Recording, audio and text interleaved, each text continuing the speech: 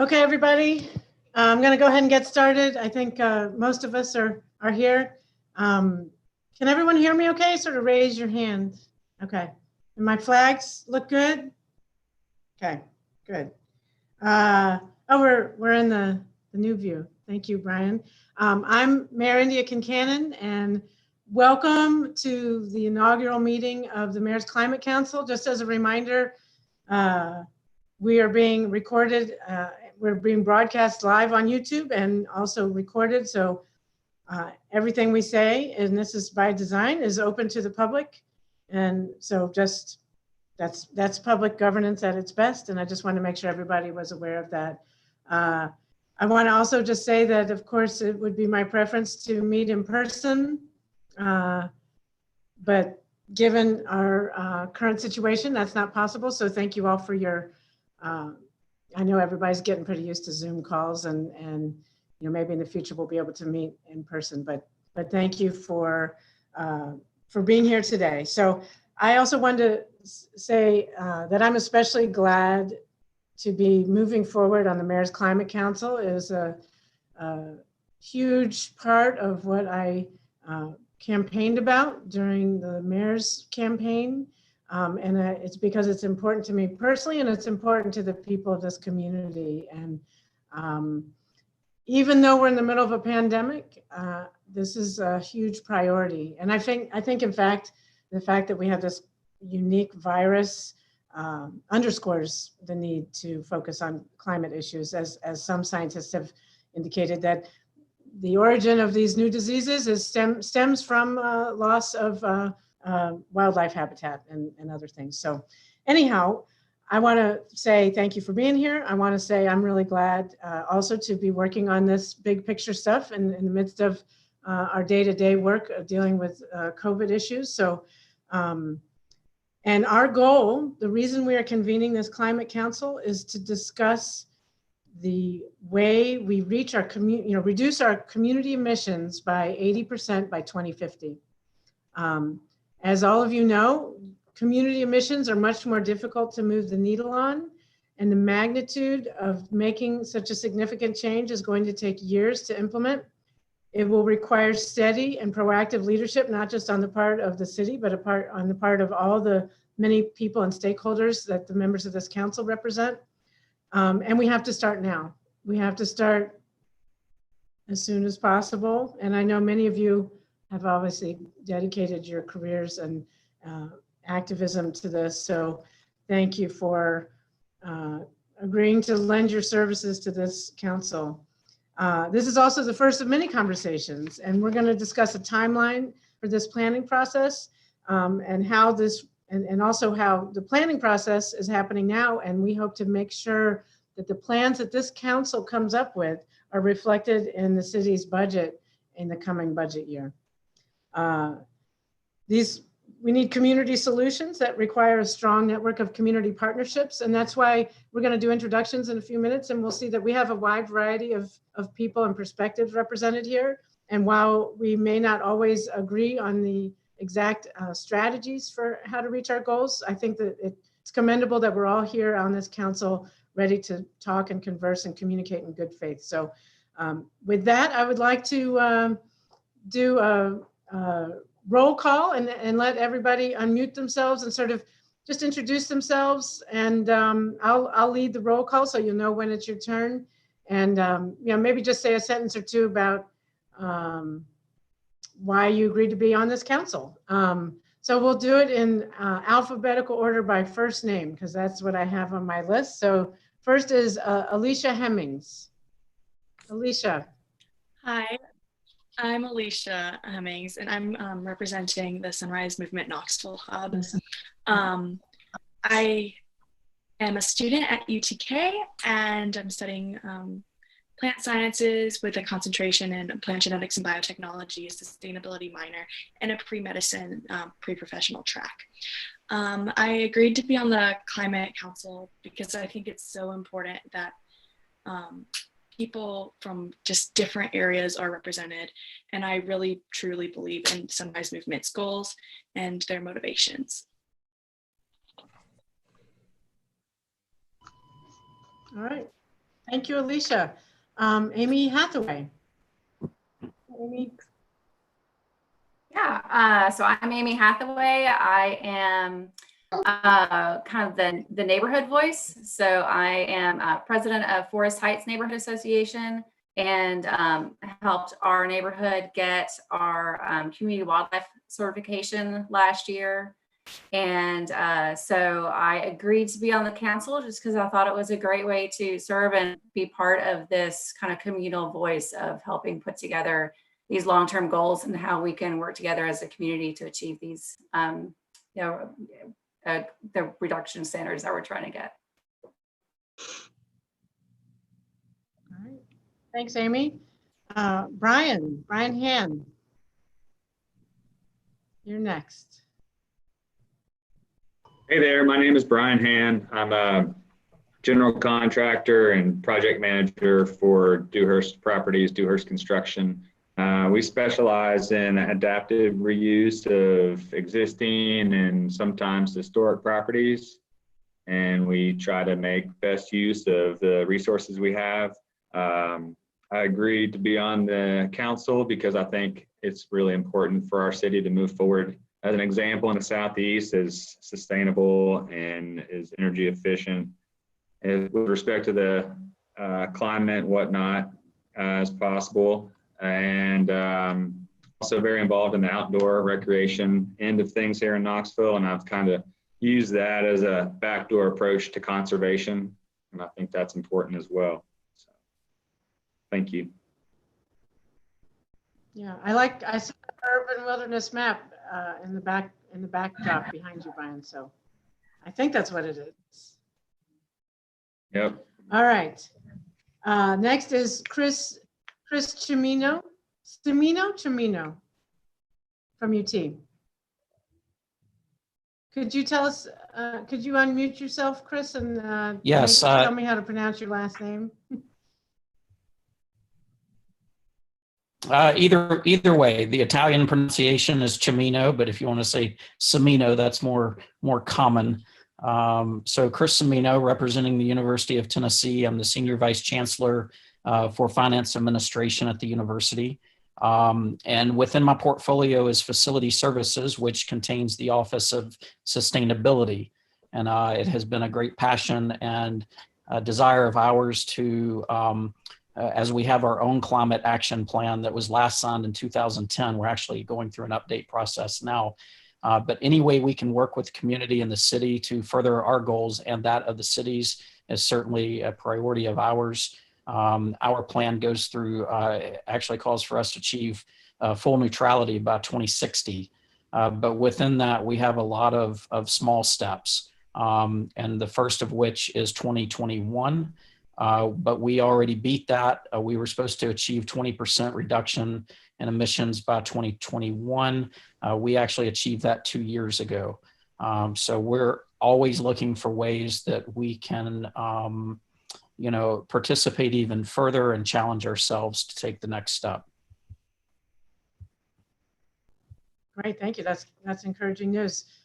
Pastor Chris Battle, if you could introduce yourself, please. Hey, good afternoon. I'm Chris Battle. I'm lead pastor of the Underground Collective. I'm also the farm operator of the Battlefield Farms and Gardens, where we are trying to fight food disparity here in East Knoxville. And I also serve as the co-chair of for the climate justice of the NAACP. Since I started farming, I started really realizing the significance of climate change and the environment. And it's really become my passion to get this information out to our community. And so I'm glad to serve here that East Knoxville area will be well represented. Thank you, Chris. Appreciate it. Courtney Piper. Courtney, there you are. Yes, thank you, Mayor. Courtney Piper, president of Piper Communications. We specialize in energy and technology communications consulting, and as such launched a nonprofit organization called the Tennessee Advanced Energy Business Council, and I currently serve as its executive director as well. So serving on the mayor's climate council aligns with my personal and professional interests. So I was very honored and and pleased to serve. My office is in downtown Knoxville, and I live in Holston Hills. Thanks. Next is Gabe Bolus from KUB. Gabe, good to see you. Good afternoon, everyone. It's Gabe Bullis from KUB. Obviously, KUB is a big partner in environmental stewardship. It's been in our mission and vision for many years. We've worked closely with the city of Knoxville for many years on meeting their goals, and we want to be a partner with everybody on this council to see what we can do to help protect our natural resources. We're blessed in this area. We want to keep them that way, and whatever we can do to help would be a big asset to us all. So thank you for having me as part of this team. Thank you. Next, George Wallace. We miss seeing you in the city council meetings, but we're glad to see you here. It's good to be here, Mayor. Thanks for asking. I'm George Wallace, I'm owner of Coldwell Banker Wallace, and now as we call it, in mortgage, title, residential, and commercial real estate sales. Served on council, of course, for 8 years. The last 2 years, worked with a study group and studying this very issue, and Aaron Gill and a couple others, Chris was on there. And so it's kind of coming full circle to be back involved with it and help write the plan. So really look forward to being involved. Thanks for asking. Yeah, thanks for you and your colleagues' leadership, setting these goals and meeting them in the first round. So now I'm glad you're here to help with the next level. Nancy Neighbors from the Knoxville Chamber. Nancy, where's Nancy? Oh, there you are. Oh, I like your background. Oh, thank you. I am honored to be invited to join the council. I'm new to the chamber. I'm the new director of regional enhancement, but I'm not new to this area. I've lived here for over 45 years, and previously I worked with the Business Journal team at the News Sentinel and helped start the Go Green ET program. I'm very fortunate to be living in such a beautiful area, and I would like to help the council reach its goal to sustain our region for future generations, including for my 2 sons. Thanks, Nancy. Next is Rebecca Tolene from TVA. Oh, there you are. I see. Hi, Rebecca. Hi, everybody. Good afternoon. My name is Rebecca Tolene. I serve as the Vice President of Environment for TVA and the Chief Sustainability Officer. I've held a number of roles at TVA, but most recently doing a lot of our stewardship work, our river recreation, and I have a real passion for the natural resources of the Valley. But I spent a lot of my time talking about carbon strategy in my role. And so I'm very excited to join this council, and we're working with communities around the Valley as to how we meet community level goals and all the levers that we can help pull and do our part. So just excited to be here and to see what we develop to meet the goal. So thanks, everybody. Thank you. Nice to meet you, Rebecca. Next is Stan Johnson, who's under the name, under JD Jackson's username today. But good to see you, Stan. Good to see you. How are you doing today, Ms. Mayor? Doing well, doing well. I'm not outside like you. That looks a little nicer on such a pretty day, but. It is. These are I got to enjoy them because it's gonna get hot in a few days. That's true. Make sure about this climate stuff that we're enjoying it as well. My name is Stan Johnson. I run an organization called SEED. I am also the co-founder and executive director. We train inner city youth on green technology. So we want to make sure that this climate action actually speaks for them as well. The underserved communities want to make sure that they're represented at this table and make sure that all this stuff is going to end up at our doorsteps. So we want to make sure that we have some people involved in the process that can say, hey, this is what I think as well. So that's what I'm here to serve. And I thank you, Madam Mayor, for even inviting me on this council. Yeah. Well, I'm glad you're part of it. Thank you very much. Next is Stephen Smith from SACE. Stephen, welcome. Great. Well, first of all, I want to thank you, Mayor, for the opportunity to serve. And then I also want to thank you for a promise made and a promise kept to get this going and build on the shoulders of a lot of good work that's been going on in Knoxville through several previous administration. So I'm excited to see that work continue and build. Obviously, moving beyond the city operational goals and into the community goals, as you mentioned earlier, are going to be a challenge. But I think having a diverse and a powerful group of players to help educate and move the community is going to be really important. So my organization, the Southern Alliance for Clean Energy, we're a regional organization that does work around the Southeast, but we also believe strongly in the old motto, think globally, but act locally. And so here we are acting locally here in the Knoxville community. And so we're excited, and we look forward to being a participant and working with everybody else. Thank you. Okay, thank you, Stephen. Now I want to introduce my Chief Policy Officer, Erin Gill, who you all know because she was formerly the Director of Sustainability. Erin, you want to say hello? Oh, there we go. It is really good to see everyone's faces and to see many, oh, did I get muted again? No, I can. Here we go. To see many conversations that I've had with you all over the last, however many years really come together. I know this has been something that we've all thought a lot about, and I am very eager to have some old partners and some new partners here at the table, and really privileged to be in this role and serving Mayor Kincannon, who, as you all know, really is passionate about these issues as well.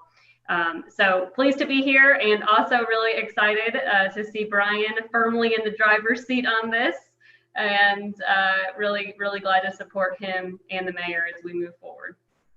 Great, thank you, Erin. And now I'll end with Brian, who's our new sustainability director. Well, he's been doing this since the end of December, so he was working under Erin for the last several years, and now is taking the reins and is going to be helping lead this after I do the introduction. So Brian, take it away. Thank you for for putting this together, and I'll let you initiate the slideshow and all that stuff now, please. Thank you, Mayor. So again, Brian Blackman, Sustainability Director. I've been with the office for 6 years this summer, is it July? So it's been a great run. I feel like we've come a really long way, and I'm the tour guide for this process. I'm here with you hand in hand. We'll be working through a lot. There's going to be a lot of information. You're going to hear my voice probably too much today, but I assure you we've got lots of pauses built in. I want to hear from you, and we want to get to that as soon as possible. So let me get the screen share going.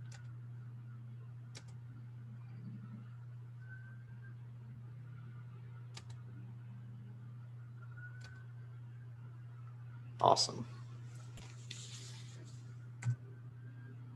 So for those of you that are tuning in on YouTube or watching this sometime in the future, we've tried to include some extra slides. So just in case you didn't remember those folks' names, here is the roster of everyone on the council. These will be the people that are involved throughout.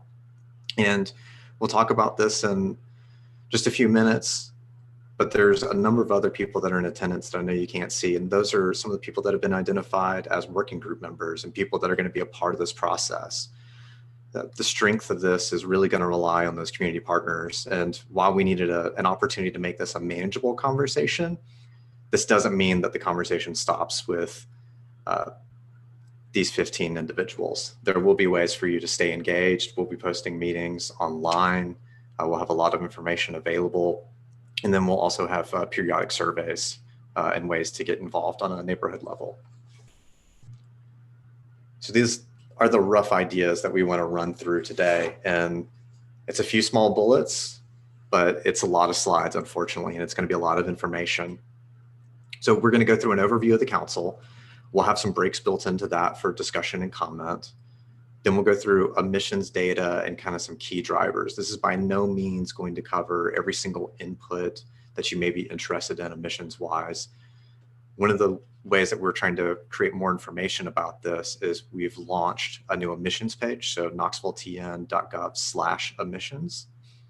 We'll share all of our past inventories. We'll continue to update that. If you've got ideas or curiosities, or you just want to hear from staff about what that looks like or what goes into those, we're happy to reach out and help explain those. And we'll put some ways for you to do that later in the slide deck too and make it available online. The next item we're going to run through is a discussion of the process for identifying strategies. So what are the actual mitigation activities that we're going to implement to lower emissions? How are we going to reduce that across our community? We'll talk about that today, and the council will break and do some prioritization as a piece of their homework after the meeting today. And that'll be a part of those next steps. So how did we get here? And what are we talking about? So just to give you an idea, these are the goals that you're looking at that were adopted in August of 2019 by City Council. And that's a 50% by 2030 for city government or municipal operations. And that's a 80% by 2050 for the Knoxville community. What we're going to discuss is that 80% by 2050. And that's going to be a heavy lift. And there's going to be a lot that needs to be discussed and worked through and figure out the best possible approach. This isn't the first time that we've gone through this.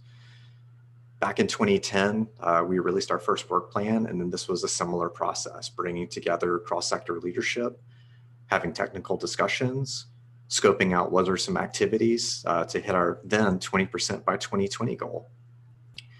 We've grown a lot since then. We've been recognized as a climate action champion by the White House and the Department of Energy. We've had mayoral leadership as a co-chair on a nationwide group of mayors called Climate Mayors, and it represents more than 500 different mayors. And we're really in a position where whenever we think about one of the reasons as a steward of taxpayer dollars and as a good representation of our community, we should be looking out for this because these are impacts that are happening to our constituents, to our residents. And we will work on it. We'll achieve it. It's going to take some time and some patience, but we'll talk through the ways that we're going to enact that. So part of this conversation is going to have to be some facilitated discussions. And we heard in the early stages from both the appointees as well as some other members of the community that they would like to have a facilitator that is not the city kind of helping navigate some of those conversations. And so we listen. So we're working with Milepost Consulting, and we're supported by Luke Gebhardt and Virginia Berry, who are on the call today. And Luke will be unmuted here soon to give you some rules for success. But generally speaking, Luke is someone, not just as a consultant, but he's worked in a mayor's office in the city of Nashville. I met him from his time when he was working with TDEC, and he gets it. His company, they focus on not just facilitation, but discussing sustainability and climate change and helping other communities and organizations work through this process. So Luke, if I could get you to unmute and give us a few rules of the road and ways for folks to get engaged.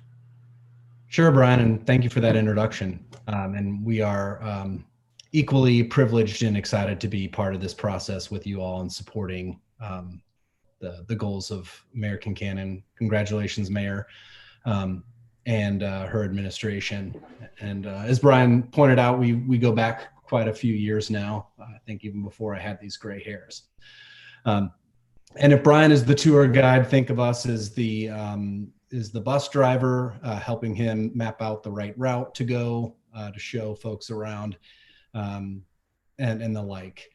And so we are strategy and engagement specialists, as Brian mentioned. We our bailiwick is around facilitation. Some of you all may have been in meetings where we've helped facilitate before. And as you all go through this process, we will be increasingly engaged in leading the discussions. The rules of the road for today are fairly simple and straightforward since this is a kickoff and we're all virtual. The first is that we're all respectful of each other's thoughts, opinions, and questions that are asked today. We won't always agree. But if we're coming from a place of respect, that will help move the conversation along in the most productive way possible. To that will also be, I want to Brian did mention Virginia. She is on the line with us. She's one of our consultants. We will be flagging any items that we will kind of pin for a parking lot for further discussion down the line, so that we don't chase any rabbit holes through our question and answer time today.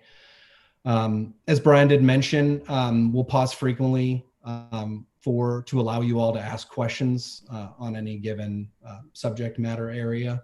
And we'll just ask you to stay muted until then.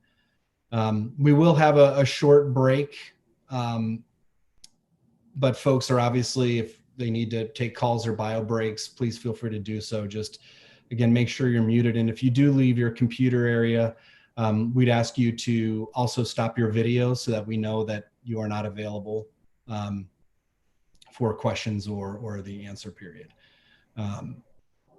And then the way we've got it set up is that if you have a burning question that you want to queue up, you can ask it in the chat area, or you can raise your hand in the chat. And again, that is at the bottom of the screen near the center line. There should be that place where you can type in your question.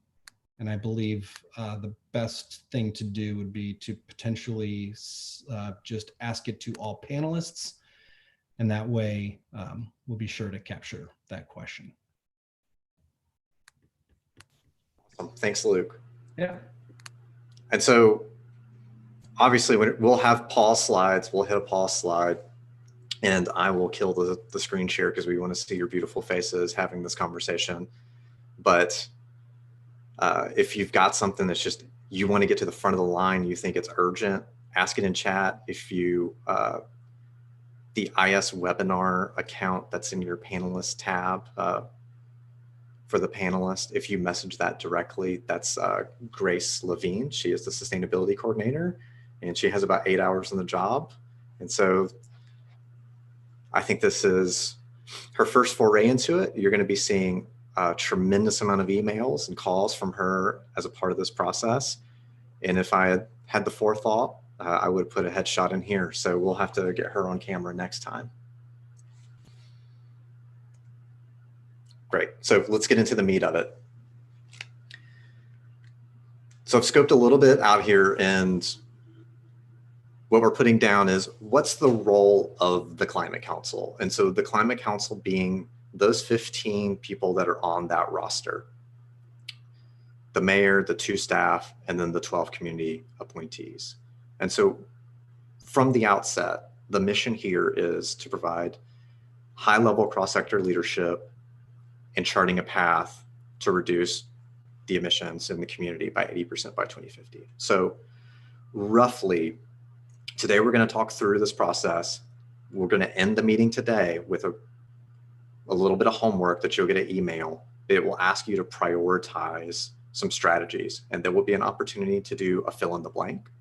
There'll be an opportunity for you to say, this is a great idea, but I kind of feel like we need to emphasize more on this specific aspect of it, or I think that this is a less important thing to consider.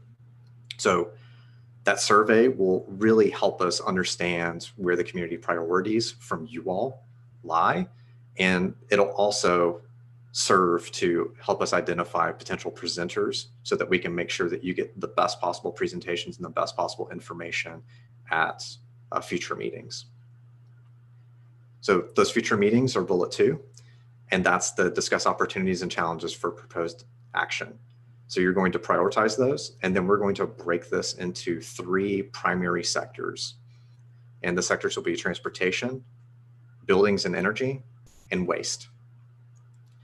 For each of those, you'll have a presentation from a variety of community stakeholders. It might be researchers, it might be policy advocates, it could be someone in your own organization that's a technical expert that will give a short presentation, and we'll talk about the priorities that you've assessed, and then we will work through some potential opportunities to define action.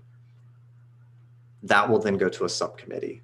Don't worry, this is a lot of information. I've got several slides reinforcing it. We will circle back to this as we go. I'm a visual learner myself, so it's very important for me to have multiple ways of viewing it so I actually remember. when we get to the end of this process, you will, in theory, agree to make some final recommendations.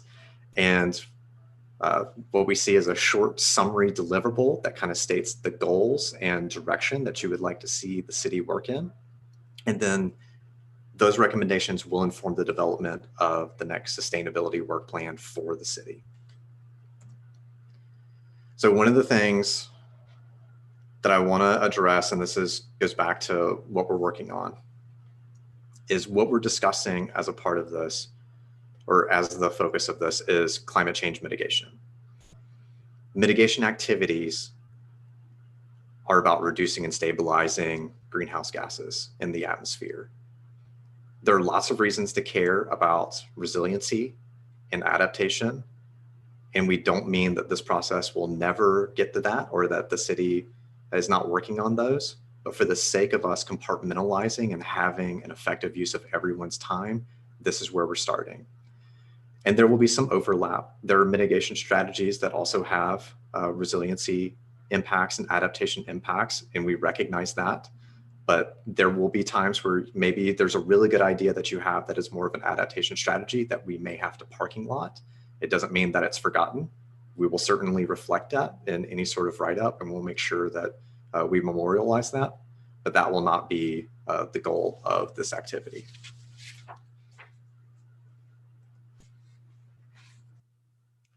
So here's the components of the process. We've got the Mayor's Climate Council. And those are the 15 individuals that are on the city's website that were in the roster at the beginning of this slide deck, comprised of cross-sector leadership, looking for a balance in perspectives, trying to make sure that we don't skew too far one way or the other in terms of industry representation. And you all will meet bi-monthly over the next 9 months. Now, you're not the only piece to this. We need to get more people to the table. We need to understand way more nuance in some of the things that you're going to recommend. And there will be people that will bring an even greater balance of perspectives. And so the two complements to this process are working groups. The first is the technical working groups. And so there will be 3 technical working groups for each sector: transportation, energy, and waste. And those will be technical experts. They're going to be specialists in building performance, but they may not care about transportation or waste. They are going to be experts in waste that don't care about buildings or transportation. And they're going to take the opportunities and challenges that you've identified for the strategies, and they will really flesh out the nuts and bolts, and they will come away with a recommendation. And at the subsequent meeting, so we'll talk timeline in just a slide or two, at the subsequent meeting, there will be a report out of that working group and their discussions, and they will have recommendations for you all to consider at that time. The next working group is the equity working group, and Erin will be leading that process. So I'll give her an opportunity to kind of jump in here. But generally speaking, the equity working group will be comprised of local leaders, and they're really frontline community organizations, making sure that whenever we discuss what we think is the ideal solution, that we are acutely aware of any sort of community impact that may occur as a result of implementing that, and making sure that from start to finish, that we're considering that sort of impact throughout this process, not we get to the end and then we try to true it up. And you will hear from that working group as well at every meeting, and they will be meeting infrequently, or more frequently than the technical working groups. Is there anything you want to add at this, or you want to hold off? No, I thought you said it well, and we'll come back a little bit more on this point, but certainly if there's discussion now, we can talk about that when we get to the pause. Awesome. So here's a sample flow for those visual learners like me that need multiple ways to reinforce it. And so May, we've got the review and prioritize. That's where we're at right now. There's going to be a little month in June where staff is having to collate all your responses and set up speaker panels. So in July, we will actually start off with transportation, and we will discuss opportunities and challenges of that meeting. You'll have presentations based off your priorities, and Milepost will be at the head facilitating those meetings and making sure that we're having effective communication and getting all the ideas on paper that we need, and any sort of follow-up or additional conversations that we feel need to occur between meetings. The subsequent months, so those in between bi-monthly meetings, are when the working groups will meet, especially for the technical working group. So after you discuss transportation, we're going to bring those technical experts that you heard from at the beginning of your meeting, and they're going to dive in and they're going to discuss the finer details of what you've identified. That group will report out at the next bi-monthly meeting. And then there's a little bit of a cyclical nature to this. So there'll be definitely meetings between September and January. But whenever we get to January, that will conclude this process, and we'll ask that you give final comments on the summary of recommendations and strategies that we've come up with as a result of the future 8 months of work. So here's that rough timeline. For any of you that want to reference it, at the bottom you can see the link. It's knoxvilletn.gov/climate council. This exact flow is on there. It gives you a little bit more detail about what's going into it, but you can see we're in May, kickoff. July, we'll talk transportation. September will be energy and buildings. And there's a little bit of redundancy in what goes in here, but you're going to hear from working groups. You're going to get a recap of your priorities again. You're going to get presentations from technical experts, and you're going to have a robust discussion about opportunities and challenges. And that will happen through November, and then January, we will discuss everything that was discussed over the course of the year.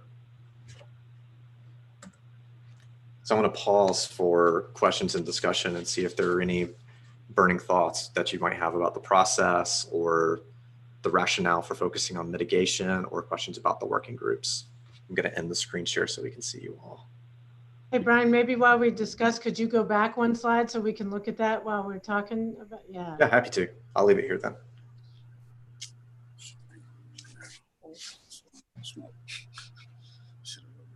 Looks like you guys are going to get a lot done in the next few months.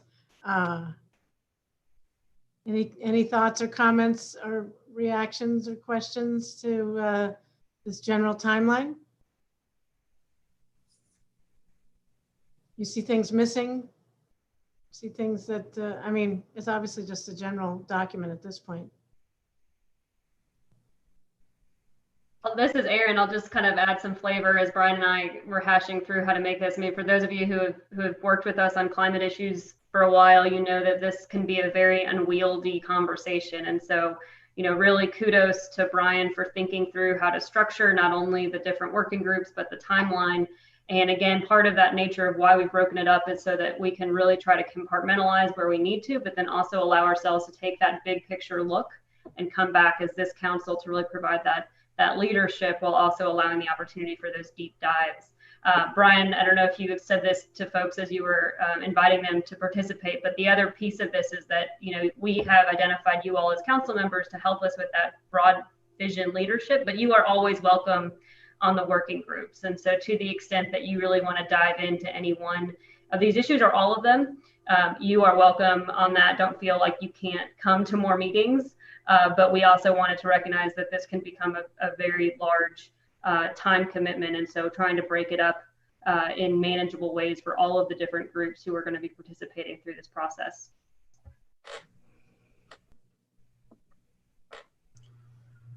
We got one general question from a technical committee member. If you've gotten an email, we've already kind of got you identified for a group, Steve.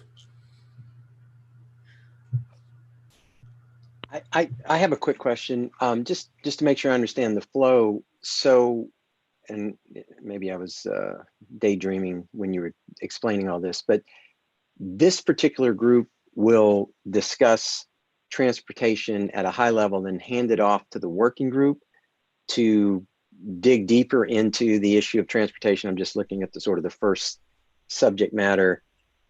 Is there then a feedback loop from the working group back to the advisory council where things are coalesced, or is that all sort of moved further down the chain and dealt with towards the end? I mean, what's the iterative loop between us and the working groups, both before the working groups meet and then after the working groups meet?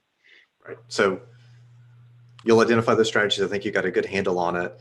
Where the cyclical nature comes in. So if it comes back to you from the working group and there are additional comments, or you feel like we need to reconvene that technical working group that's discussing transportation, for instance, and there's some concerns that you need more depth, or you need a different perspective, or you don't feel like they understood your recommendations, we will reconvene them again. And then they will report out at a future meeting and we'll have a discussion. So while this is happening, we'll keep that cycle going as needed. Okay, and then when does the, so just on the issue of transportation, when is the issue set around transportation sort of considered, for lack of a better term, sort of signed, sealed, and delivered, and then, you know, you're kind of moving on to the next set, or do they remain somewhat open through the process? What's the, at what point is something sort of put to bed, for lack of a better term? At January, and there would be a period of time after the January meeting, but we would convene you all, make sure we review everything, give you an opportunity to kind of think on it, give any sort of feedback or review, either, you know, if we're doing a Zoom call still or in-person meeting, give your comment.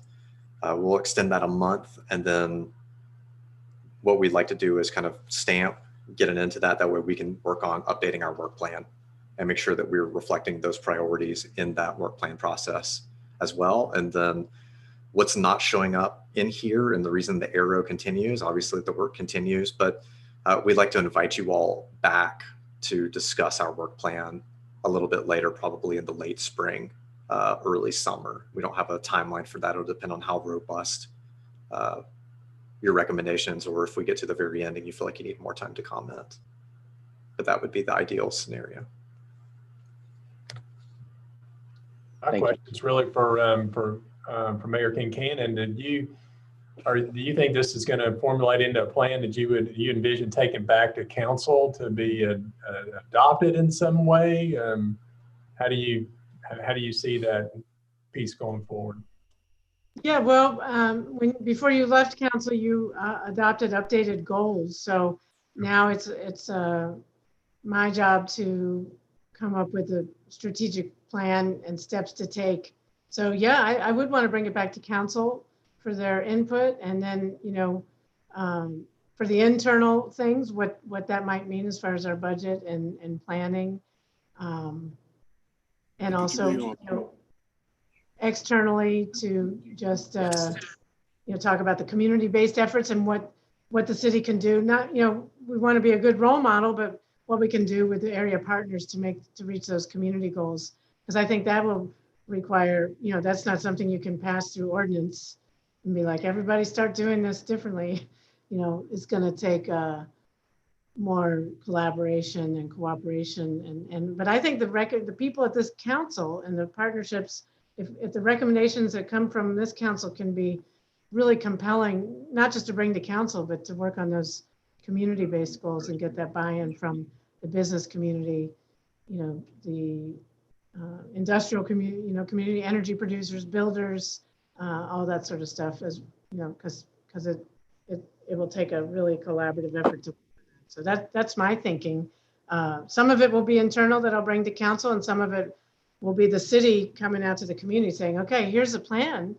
Here's some strategic steps. How are we, you know, now's the time to enact that. And that's what I hope these working groups can come back to the council. Okay, here's how we, you know, encourage the use of electric vehicles and therefore reduce our emissions on transportation. For example, you know, I don't know what that looks like. Same with energy buildings. Like, what are carrots? What are sticks?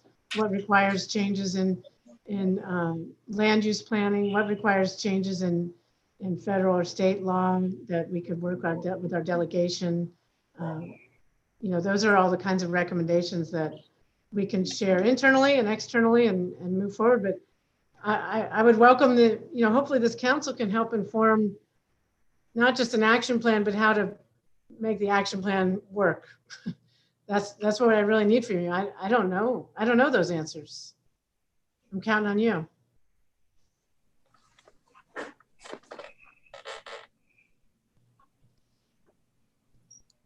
Well, Great. Luke, I got a go ahead, Stan. sorry.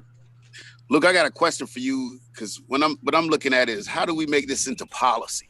how does this stuff actually move past one administration and go into the next administration? Have you seen that happen before? And how does this affect the way we look at our budget as far as climate stuff that the city can actually do? Hey, Stan. Yeah, so I'll let Mayor emphasize a few things. Some of the things that you're talking about strategy-wise, whenever we get to that discussion, we will be discussing a lot of policies. You'll see that on your survey whenever we send that out. There'll be a lot of things that are policy related that get enacted that are going beyond a single administration. Now, if you're thinking about the plan itself becoming a particular piece of policy, I think Mayor Kincannon touched on that pretty well just then.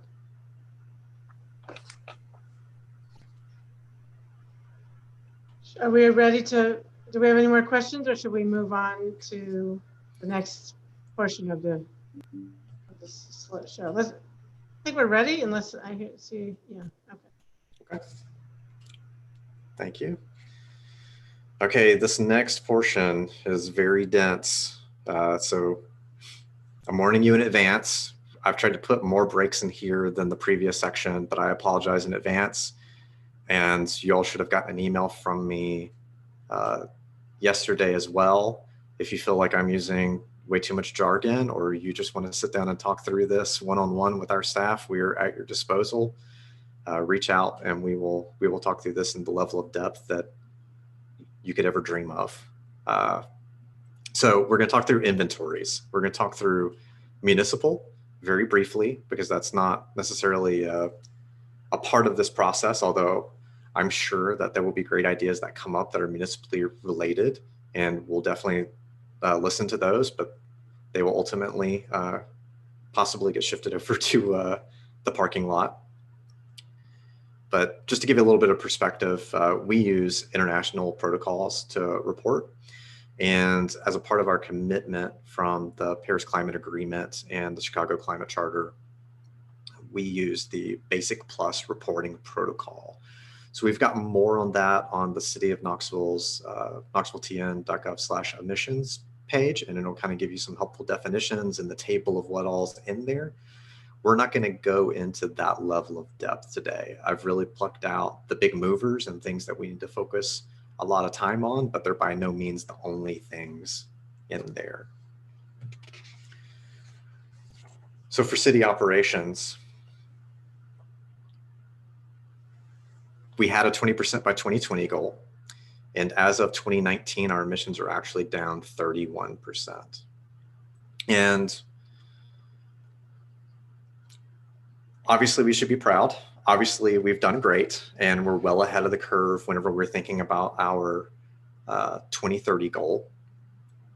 Our energy intensity is looking great. And energy intensity for the financial folks, whenever you look at your bill and you're thinking about how your portfolio is working, one of the reasons we don't use the total expenditure of how much we spend is because we're not comparing it accurately. So one of the ways that we look at this is intensity. So we've added more square footage to the city, bigger buildings, more parking, things like that. And we've seen a reduction in our energy intensity, which means we're doing a lot better at managing our properties. Even though we spend just about the same amount on utilities year to year, we've expanded by somewhere in the ballpark of 1 million square feet since 2005. Our costs per square foot are down, spending less on electricity than we ever have. We've got renewables in city facilities. If you've seen it on Market Square Garage or at the Coliseum or at the Jacob Building, we've been able to find some opportunities for that and always looking for more. And then for those of you that have heard about our LED street light project, and that's one of the big drivers for us for getting us to our goal. And even in a partial year, it's down 43%. So next year, when we've got a full year of savings under our belt, we're expecting that number to be closer to 60%. So we've been able to reduce all these categories, add these services, build on our renewables portfolio, and we've been able to do it basically at minimal long-term financial impact to the city and retaining savings as a result of these and having favorable returns on our investment. And I think that really makes the case, and that's kind of the clockwork and the story that we've got to amplify whenever we're thinking about some of those community goals. So here's how that tracked. And so what you're looking at in this chart, the top line were the targets. So those were our benchmark years that we were going to run an inventory and see what number we needed to hit in annual emissions. And the darker bar on the lower portion are what we actually registered in those years. And so you can see we're ahead of the curve. And the 2030 number that's on there is what we need to hit. Now, a lot of this came through small projects along and along. It was just thoughtful planning, strategic investment. That wasn't necessarily in year one, we need to achieve this, year two, we need to achieve that. So you can kind of see how this breaks out by sector and how small decisions over time make long-term impacts. The facility saw a big drop. That was thanks to a performance contract where we worked with Amoresco to invest in higher efficiency equipment in 99 facilities. And then the other facilities drops are actually from a lower carbon electricity. So that's an upstream investment by TVA that we're reaping the benefits for. And in streetlights, and that's also including traffic signals, the first drop there is traffic signals went LED in about 2013. And then we had our streetlight LED conversion these past 2 years. And you saw another significant drop, and that's amplified by the reduction in carbon of the electricity that's being delivered. What you'll see in fleet and transit are small investments in right sizing the types of vehicles that we're using, looking at higher fuel economy vehicles as well. And whenever you think about transit fleets, we've been able to expand route service. We've been able to increase frequency, all while still lowering emissions over time.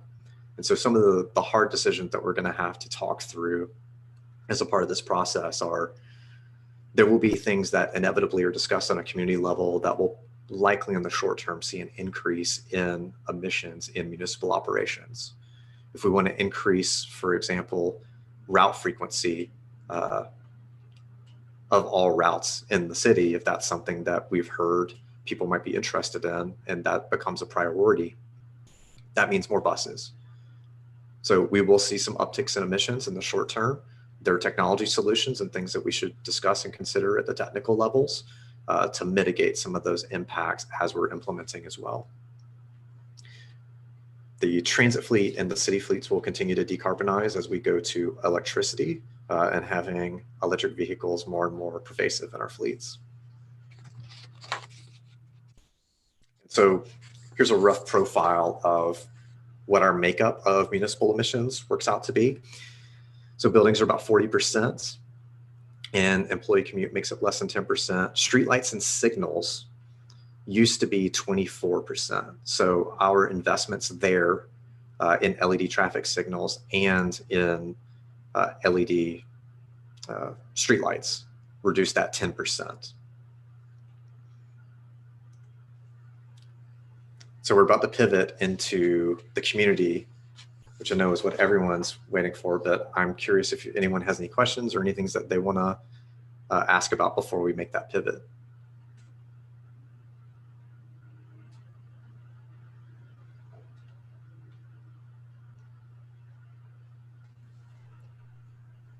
Brian, I don't know if you can go back to the previous slide. I just had a quick, well, yeah, that one. Has there been, I mean, what, other than the right sizing and the fleet economy, what else were y'all looking at in sort of trying to attack the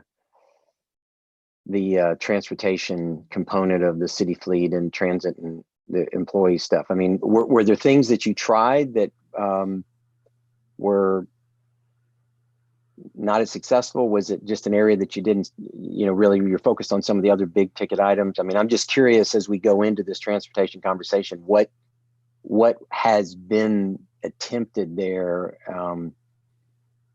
Because it looks like they're relatively steady, if not, slight increases. So I'm just sort of curious about sort of what your high level assessment of that work has been over the past decade or so.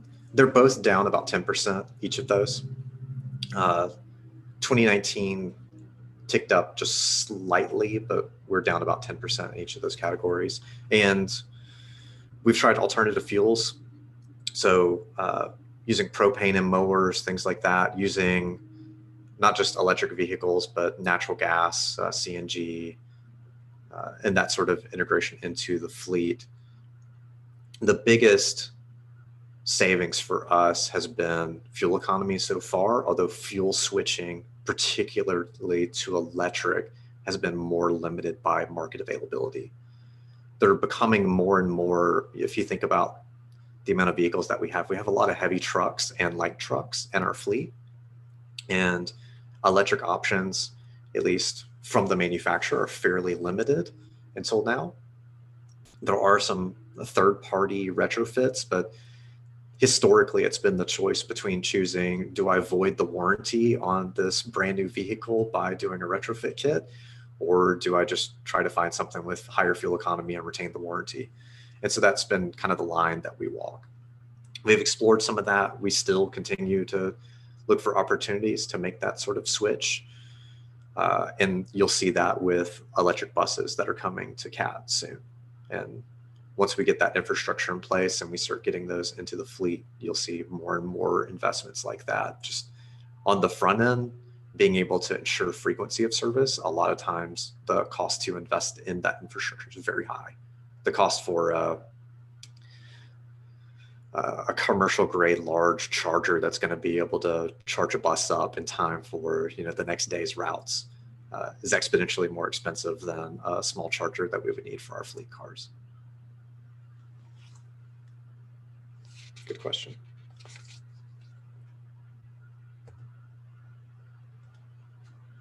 There's a question about accounting for city contractor fleet from garbage and recycling trucks. That's counted in community emissions.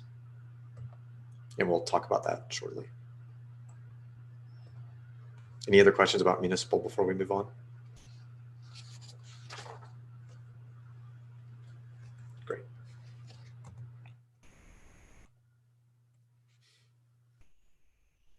So community emissions is not as pretty of a picture. Right out of the gate, emissions are up 9% from baseline.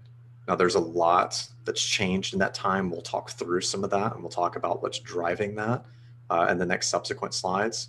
We're going to go through this sector by sector in the order that you'll discuss it over the next year. But we're starting at that 50,000 foot level and then we're going to zoom down. There'll be things that come up today that you may want to see in graph form or data format at future meetings. Whenever we get to that sector, feel free to flag those if we're not reflecting that here, and we will run that scenario and make sure that we can inform you about how that looks locally.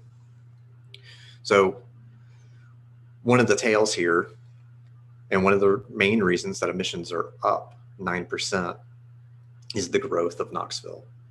So we've got more people living in Knoxville. We have more people coming to work in Knoxville. And there's a series of multipliers that kind of exacerbate that from an emissions level. We're lucky in that some of the upstream investments, and primarily a lower carbon electricity, has actually mitigated some of that on the community level. So emissions from buildings are actually down 23% from our baseline year, which is 2005. And consumption is about the same, slightly up, everything considered. So here's a similar chart to what you had seen for a municipal, and you see it looked pretty good, and there's a bit of a curve. So what you're looking at in that shift is there was a revision in our model.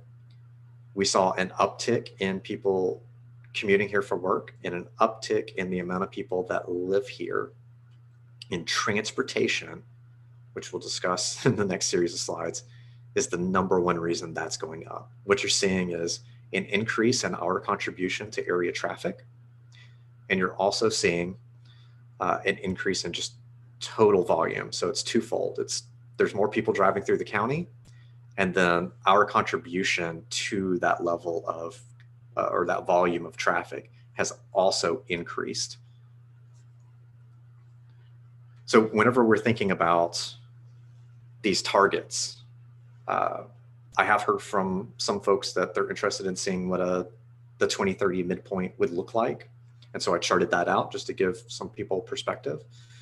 Whenever we're evaluating these, it's important to note that we're looking far out, but we're definitely going to be doing evaluations periodically and looking at it. Some of the restrictions that we might have on community data is frequency. So we're unlikely to do these annually because some of the data sets that we're required to use are typically a year or 2 years behind the actual year that we're in. And so if you've looked at our work plan, one of the considerations, our previous work plan in 2017 and 2014, you saw slightly different numbers, and that's because better data became available. So we go back and we revise those inventories as better data becomes available. We use the best that we can at the time, but some of those are intermediate data sets. For instance, the release date or the release schedule for TDOT vehicle traffic is typically a year behind, and they typically don't release official numbers until at least a year. So a lot of times we're modeling it off the year before, and then they may even release official numbers between our inventories that will update them. So we will go back and we will actually adjust to make sure that we're accurately representing what traffic or whatever these sectors are performing in and giving the best possible look. So that's why if you're looking at our work plan and saying, well, I thought we did better in 2015, you're seeing the adjustment in the model reflected there. So sector-based. There's a couple of categories, the ones on the far right. And the acronym there really just stands for agriculture, forestry, and other land uses. So the AFO-LU, the water and wastewater, and the process and fugitive emissions, as a part of us adopting the Basic Plus protocol in 2015, we added those categories as a requirement to make sure that we're consistently reporting. So even though agriculture and forestry, there's no bar there, you're not missing a number. What they're looking for are the way that utilities are billed for those activities. We don't have the level or the granularity of data to parse that out specifically for agriculture and forestry. So it's in residential, commercial, and industrial. It's by rate class. So it's included, but it's just not able to be separated at that level. Water and wastewater, those totals are included as well, but that's the amount of water or the electricity and gas needed to run the pumps to distribute water, to treat wastewater, and it's also the emissions from lagoons, from the methane from the water treatment lagoons. So transportation, obviously, far left, it's just sloping upward. The big change there, huge increase in the amount of vehicles over time. And we saw a big spike basically in 2015, and then it's continued to grow over the last 4 years. And it was relatively flat before then, and I've got some slides that kind of touch on that. And then residential, commercial, industrial, they're basically about the same. There's been a slight uptick in commercial energy use that's driven the emissions up. Residential energy use is flat, and most of those reductions are actually the lower carbon electricity. Total electricity or total energy use by residential or single family homes, multifamily homes is about the same as it was in 2005 on total. It's down slightly, but not significantly. And then solid waste uses EPA WARM, so their waste reduction modeling, and the increases there are increases in waste generation and the mix or waste characteristics. And we've got some slides on that a little bit later too.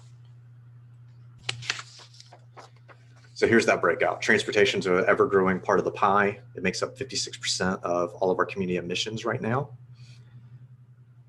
The reason that we've got the three sectors of discussion being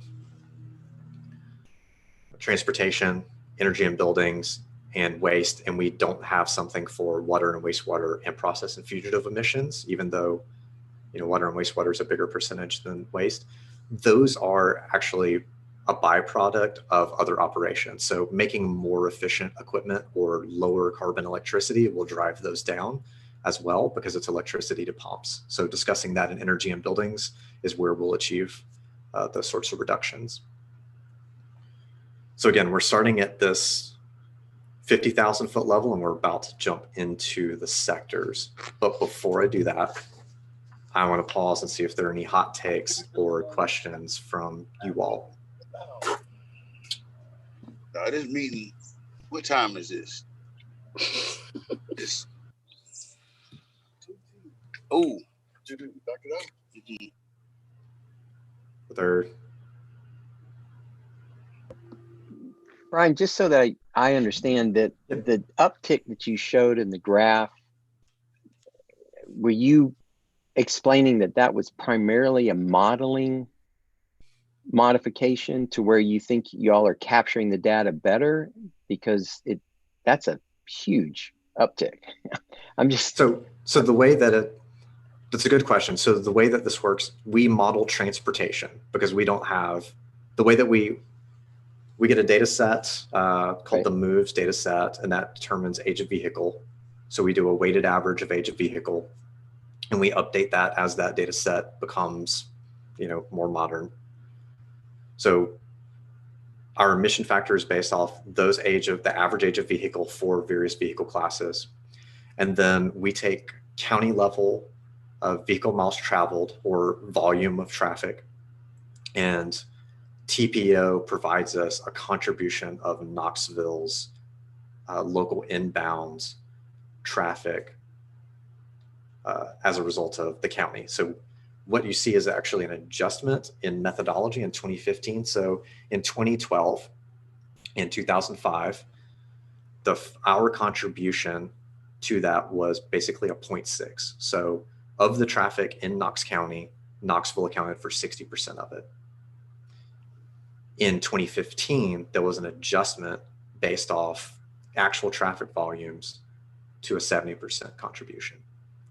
So that's why you see a spike, because we took county VMT data and we used to be 60%, now we're 70. So our contribution went higher. And in the next section of transportation, at that same time, local volume of traffic was also increasing. So local volume of traffic is raised at the same time that our contribution to that is raised. So that's where that spike that I'm talking about is coming from. But just so, and I'm sorry to be a little slow here, but just so that I understand, this is, while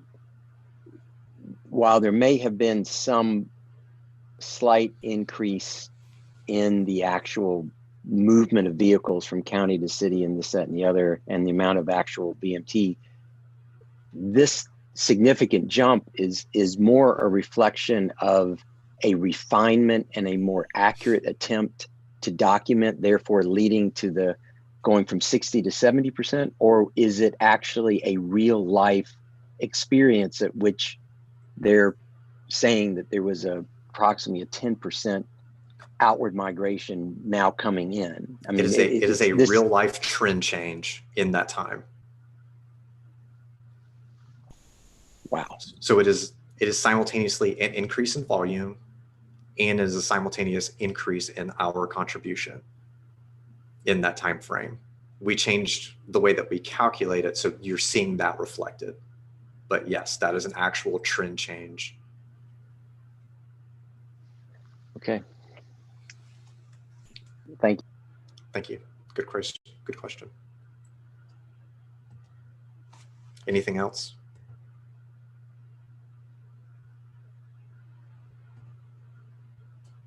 Okay. We'll move into transportation, and we'll talk about these in a little bit more depth. And since we've kind of hit on these, I'll try to keep it a little bit more brisk. So transportation, again, 50% of our area emissions, an increase in 40% due to increase in trips, but the actual carbon per mile is actually down due to fuel efficiency.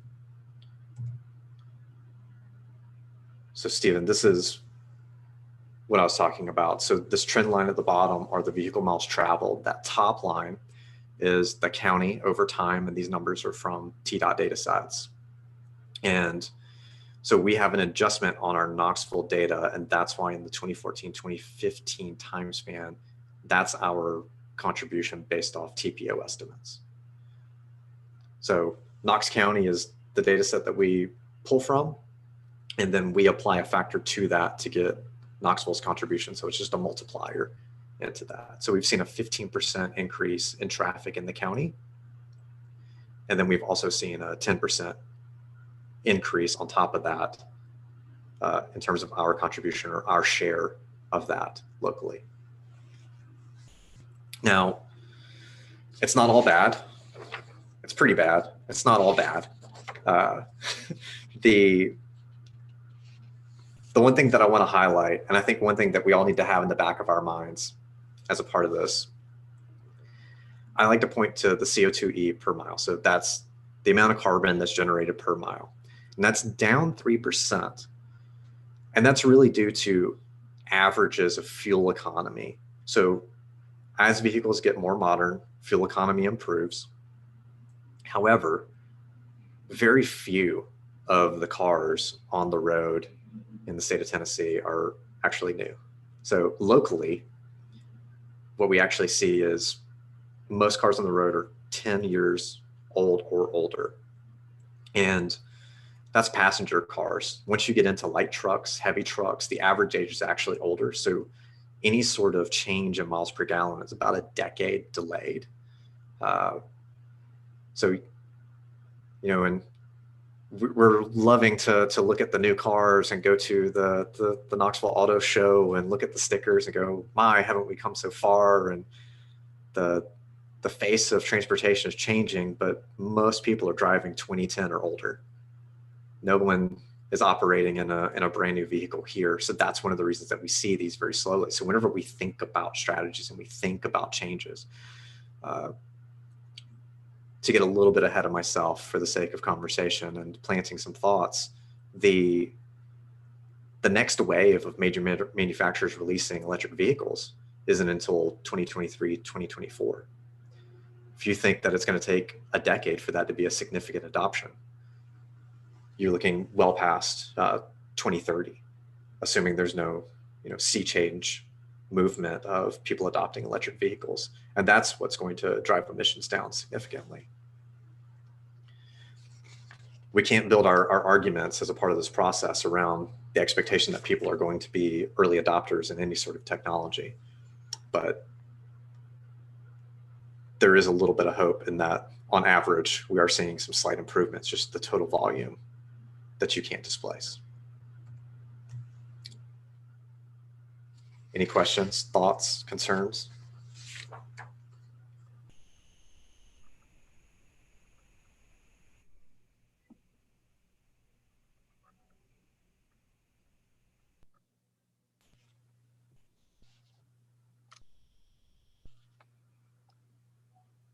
Are we feeling like this is too overwhelming? Is this, I'm not hearing any, I've surely expected concerns at this point. Well, I'll just say that I'm really glad that the people on this council have more expertise than I have in this area, because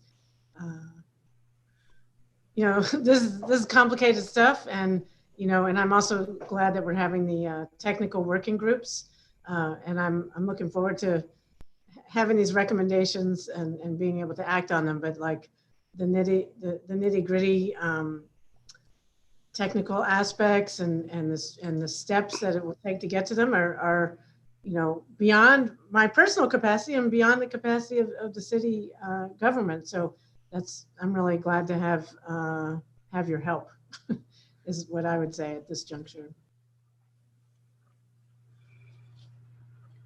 Thank you. Okay, there's nothing else. We're going to go into buildings next. Well, hold on. Yeah, sure. I assume that going into the conversation, and obviously you and Aaron are part of the Southeast Sustainability Network, and I'm sure there are some best practice. So I guess the question is, we'll all assemble this, but I assume that there is at least a collection of, what has worked in some other communities that have tackled this, what's sort of best practice in this space, and it would be so we don't go off in a grim state of mind about this formidable challenge. I don't know if if you guys have a little bag of tricks that you're going to share with us from some of your networking with some of the other cities, or anything that will help jumpstart this conversation. I mean, I know we've got some ideas and everything, but I'm just sort of curious whether you can end on a highlight here, because your charts are depressing. That's fair. That's fair. We have a little bag of tricks. We're definitely pulling from our network, and we'll touch on that after we get through the emissions data. We'll get you all down. We'll try to get you energized, and then we'll go to the hope and what's next. I was kind of wondering, just like personally, about if there was any kind of comparison of like similarly sized city, kind of county regions and their emissions data over time. It's kind of similar to what Stephen was talking about, I think, but I'd be interested in seeing like kind of a comparison and trying to like analyze that kind of the changes they may have made and the impacts that occurred. Yeah, we'll talk about some of that shortly. We did look at other cities' climate action plans through our network. So we'll be drawing on that for this bag of tricks. And we're certainly interested to hear from you all if you have ideas that aren't captured there, have been discussed. It's a constantly evolving field, and as much as we'll do our best to make sure we're starting off on the right foot, we want to make sure that these are Knoxville priorities, and these are things that are things that you value as well. I had a question come in through chat about the transportation emissions, and do they include trains, things like that. Starting in 2015, we did introduce commercial flights into that, as well as waterborne transportation and trains, but they don't make up a significant portion of our emissions. It's actually the local traffic that makes that up. The vehicle traffic, and heavy truck transportation.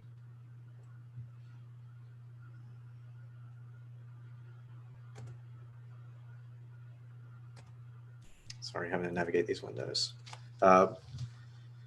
So on the buildings, they make up about 40% of our emissions. They're down 23%, but there has been a slight increase, 7% increase in total consumption.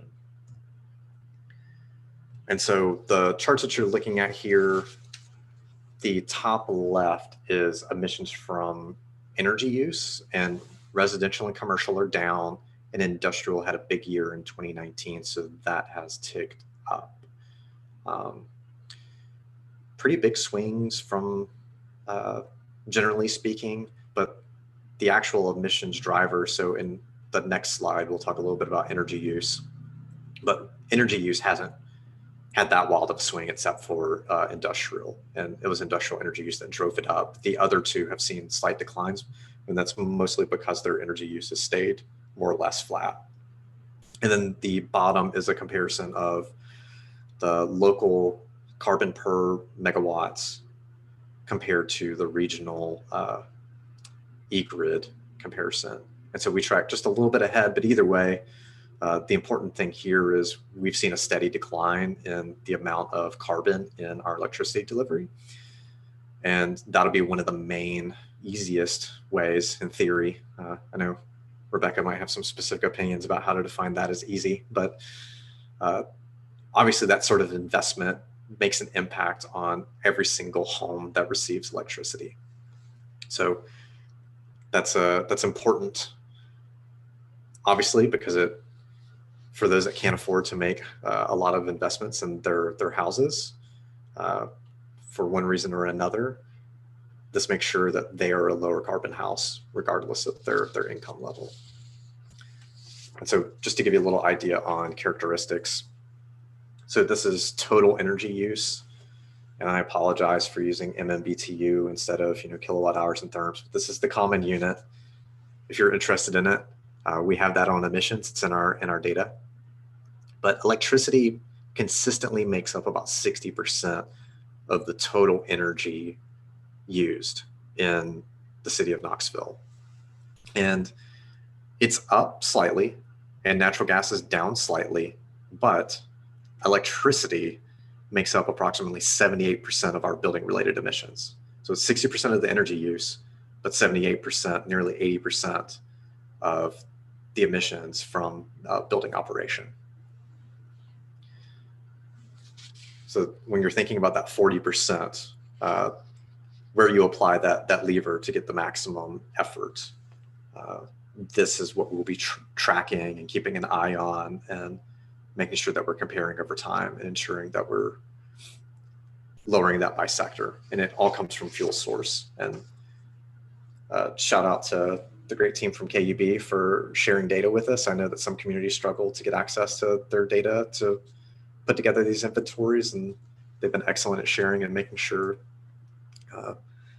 that we've got what we need to be good stewards in reporting these activities in our local community. Pause for questions if anybody's got thoughts, questions, concerns about buildings and energy or energy use generally. And we're going into our final emission section, and then we get to the hope. Brian, I just wanted to drive home the point. I know there's been a lot of good news stories coming out of both TVA and KUB recently around investments in renewable energy, and the chart that you showed that shows the regional trend, just again, talking about the data sharing partnership that we have with our utilities. That blue local bar is what we get from TVA that is specific to the KUB territory, and the red bar shows what essentially is reported to the EPA. And so it's more regional. And so again, not only is TVA as a region lower than many of our regional utility peers, but KUB's actually trending even below that regional. We use the term eGrid as an EPA reporting metric that we get from the EPA. And so we're actually locally below that even, which is great. So again, just kudos to the teams at KUB and TVA for continuing to invest in lower carbon electricity.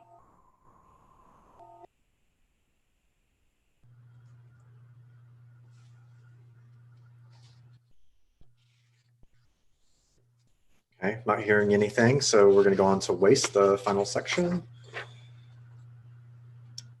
So waste makes up about 1.5% of our emissions. It's seen an increase over time, and it's 73% due to increases in the waste generation. And so, Stephen, this kind of gets to a similar trend that we had seen in transportation, and that's waste generation is up, and then the types of things that folks are throwing away, certain sectors are driving that up. Now, we use national data to characterize this because we have a great team that tracks what the city collects, but we miss a great deal of private contracts as a result of that. So we need to model parts of these for ensuring that we encapsulate the entire picture. And this also includes an estimate for transportation related to collection and disposal of waste as well. So waste characterization, I'm not going to bore you with going through everything here. What matters is that top bar. And so when we talk about waste, there are going to be a lot of reasons why we should really care about recycling programs generally. But unfortunately, I'm going to have to be the stick in the mud and focus on methane emitting parts of our waste stream. And so that large blue stack on these bar charts is the percentage of our waste that was non-emitting. And so that contribution is actually down 4%, meaning that we have a larger percentage of our waste stream that would be methane emitting, meaning it's organic, it's paper, yard waste, food scraps. And when it goes to a landfill and it breaks down, it's emitting methane. And whenever we capture methane emissions, we capture it for the life of that product. So in a given year, we're not saying we disposed of so much in 2012 and then we're adding that in 2015. We capture the lifetime of those carbon emissions in the year that they're disposed. And that's a standard practice and follows EPA methodology. So I called out a few, and these will be things that we circle back on. So times have changed since 2005, and I think that's mostly what you're seeing here. The contribution of corrugated cardboard due to online shipping, online purchasing, distribution is the fastest growing sector in the waste stream. That's followed up by food scraps, making up a pretty large portion of our waste stream. And a correlated small increase in dimensional lumber. So that's where like your construction and demolition waste sort of factors in. Wood-built buildings have a lot of benefits for carbon capture and ensuring that if you are going to do forestry, you can lock it up in buildings for decades and centuries. But when those buildings are demolished, if they go into a waste stream, they do have correlating emissions. Thoughts, questions, curiosities?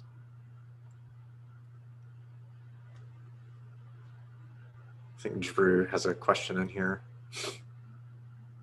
Drew Thurman, our resident waste expert, has been good for the insight here.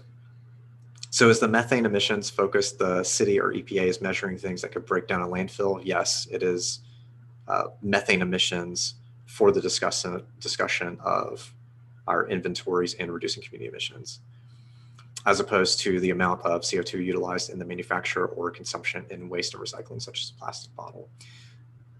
So we do not do a consumption-based inventory on waste. So no. Now we do capture that in manufacturing in boundary because we would capture the emissions from a building or operations, and those traffic emissions from heavy truck would be included in local vehicle miles traveled as well, and the percentage of those contributions by vehicle class. So in some ways those are captured, but we don't explicitly draw that up. Brian, I think this is probably something we'll probably answer over the next year, but I mean, can we reach these lofty goals just by the initiatives taken on by the city, the residents of the city of Knoxville, and not the county residents as well? We're 1/3 of the population. It's a very fair question about, obviously, our emissions. Anything that's generated here doesn't stay in here. It goes elsewhere, and likewise, their emissions affect us as well. I think for the purposes of this process, we should focus on the levers that we have to pull and set a good example and make those as easy to implement as possible. But there will be some jurisdictional limitations that come up even whenever we start talking about potential policies that might affect us at a state or federal level, and discussions about preemption or whether or not we even have the authority to implement certain strategies. Well, and I think, alongside that, so much of the drivers of this are regional. So whether it's transportation and it's thinking about solutions that, may be designed to serve Knoxville residents, but end up benefiting everyone in Knox County, for example, or for example, especially with a, KUB or a TVA, improvements that are made to those systems don't know where a home is, whether it's in the city or outside the city.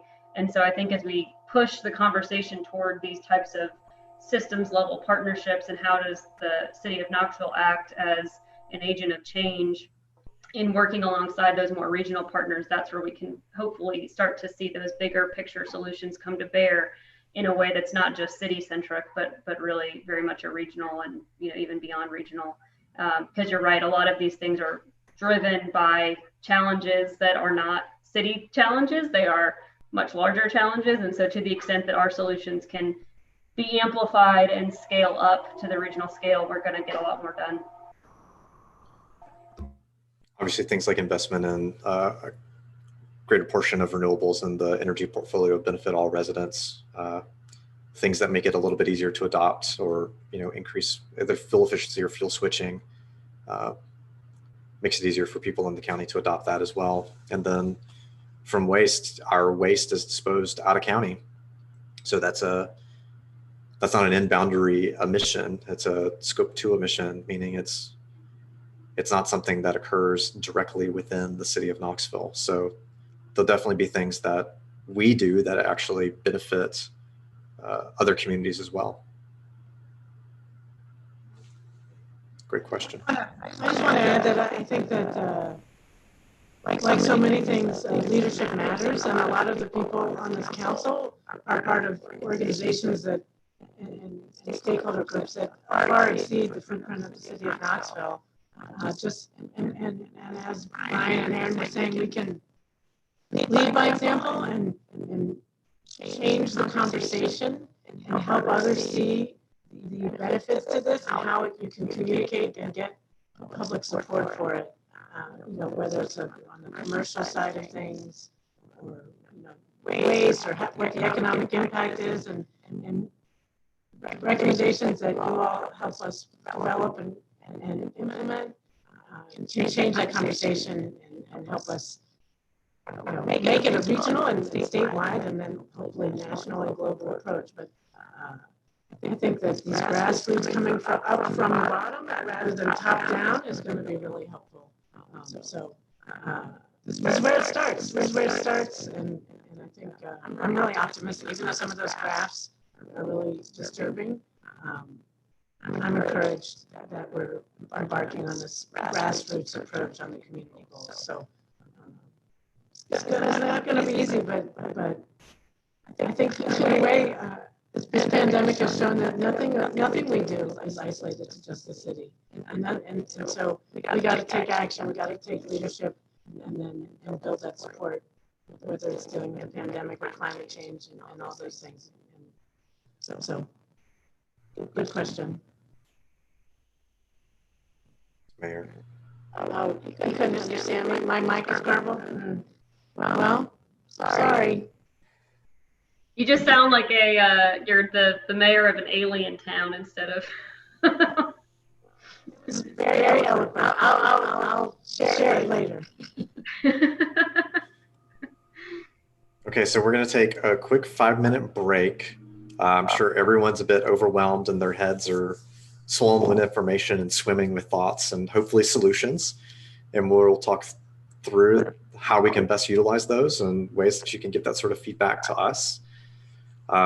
During this break, Luke from Milepost is actually going to lead through just kind of a quick exercise. But if you need to like step away and run to the restroom or what have you, feel free to turn your camera off, step away. But let's say be back at 2:45. We're getting started right then. Thanks. Luke? Thanks, Brian. Yeah, again, this is completely voluntary.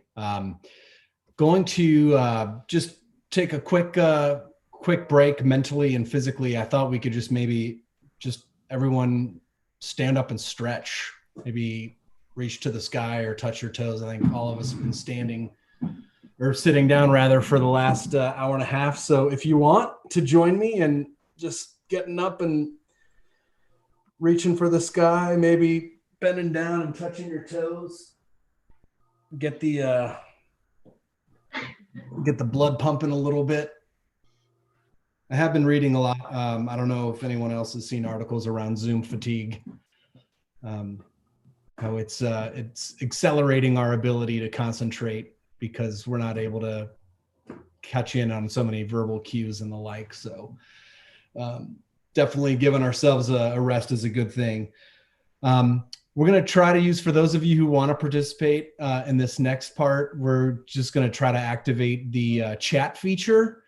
And it's just answering a couple questions that we typically reserve for icebreakers of in-person facilitated meetings that we help coordinate. So using the chat feature in maybe one sentence, I'd love to hear about the best advice that you've ever received. And anyone who's listed as a participant is welcome to participate in this. So even if you aren't part of the cadre of faces that I can see here in front of me, if you're part of the Zoom meeting, you're welcome to chime in as well. And again, the question is, what is the best advice you've ever received? And if I find a good one, I might call you out to elaborate a little bit, focus group style.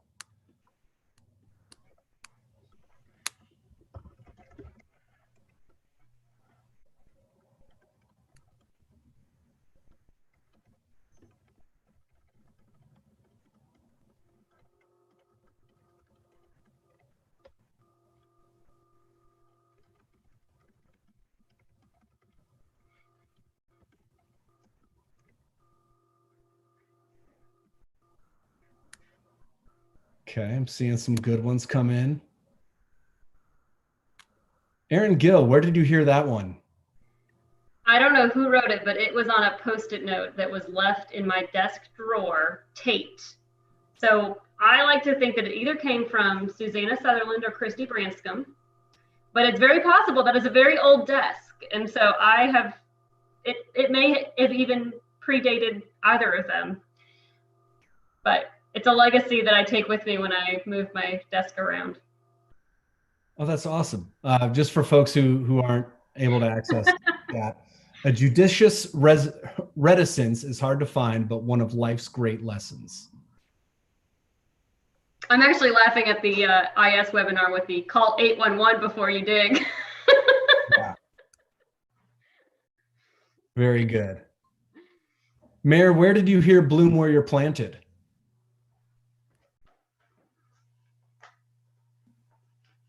This is Droid Mayor. Can you guys understand me? Or is it still messed up? A little messed up still.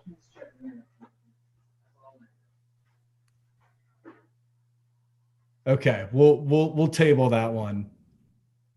I just actually watched, since it's now on Disney Plus, I just finished watching the new Star Wars movie, and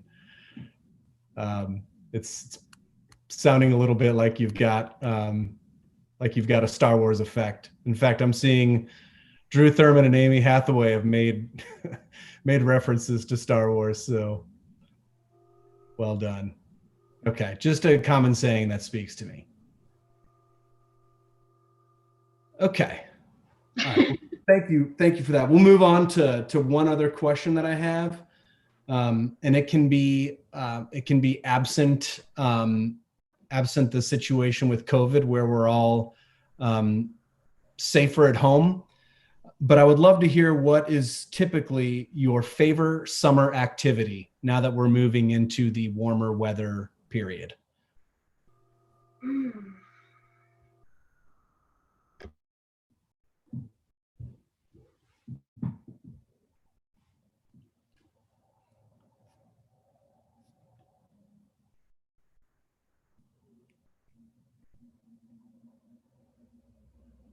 Mountain biking, like that one. Hiking, yes, you all have some wonderful hiking in your part of the state.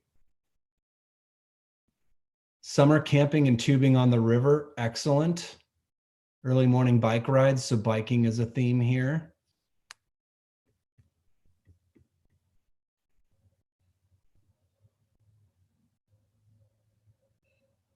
Excellent.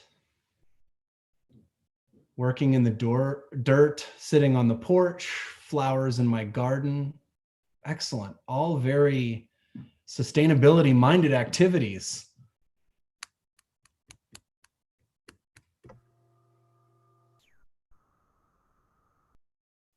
Tuesday night mountain bike rides.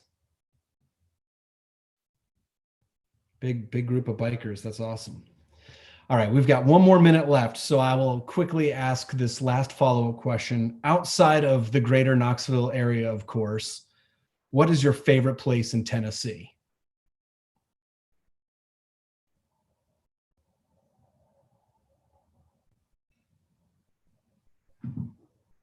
Outside of the greater Knoxville area, what's your favorite place in Tennessee?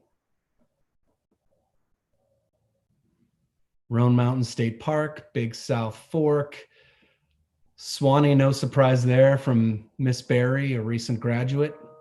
Fall Creek Falls near Swanee, Cherokee National Forest, Pickett State Park. Anywhere there's a White Castle, says Chris Battle.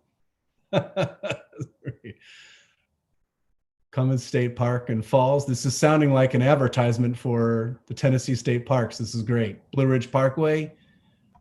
Hard to turn that one down. Downtown Chattanooga. Yes, I love that. Smokies.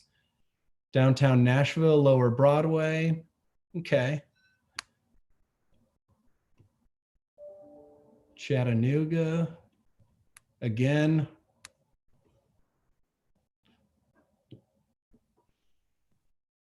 Nashville again from I'm with Mayor Kincannon. I told Luke I wasn't in favor of this. Obviously everyone's favorite place should be Knoxville. That's why I qualified it with outside of Knoxville. We don't leave town anymore, Luke. We're all stuck here. Yeah, no, that's true. That's true. Okay. We're at time, so thank you, Luke. Yeah, thank you all very much for playing along. I know you've already been at it for a while, but this was certainly enjoyable to read and get a flavor of you all as a council and as people. So I appreciate your time for those of you who participated. Great. So we're going to dive back into it. We are in the final sprint. We got a few things to talk about, and we're getting to action-oriented. How do we start this? How do we start to eat the elephant? So let's talk a little bit about identifying strategies. So this looks very familiar to a slide that's a little bit earlier, and that's because it's just a little bit more depth to it. So what you're looking at is that rough process again, and you've got the same review, suggest, prioritize, sector-specific meetings, those steps 2. The technical working groups are going to take those broad strategies. They're going to do some additional workshopping, dive deeper, come up with some recommendable, actionable goals for the city. You'll get a report out of all their discussions, as well as any sort of additional feedback that we might have gotten in the meantime. You'll get a chance to comment on that. It'll be an iterative process until we hit January. And whenever we hit January is when we're going to say, hey, it's time to give the final comment. We're going to bring this to a close. And so we're going to bring a summary deliverable. It is not going to be a plan per se. It's going to be an agreement of these are the strategies that you prioritize, and this is reflective of that process. And then we will take those recommendations and incorporate them into our work plan. So that starting point, leaning on the networks and our peers and collective knowledge that Stephen had mentioned. So we've decided to try to pick a starting point that would be as comprehensive as we could, give you as many options from other leaders from around the nation. And so what we did was we're part of a network called the Urban Sustainability Directors Network. And a couple of years ago, they put together what they call their high impact practices, or HIPs. And so kind of the basis for their research is they looked at other leading cities' climate action plans. And they also looked at studies in literature, and they came up with these composites. And once they collected everything, they did some initial analysis. I'll have Garrett from USDN on here in just a second to kind of give you a little bit more detail about that. But they were really evaluating what are effective emission reduction strategies, who are the sustainability experts, and then they tapped into the sustainability offices from across the nation and got their feedback, as well as they got an independent consultant and said, like, which ones are practical to implement, which ones might be, you know, a bit of a waste of time in terms of the amount of effort it takes to implement and the low payout.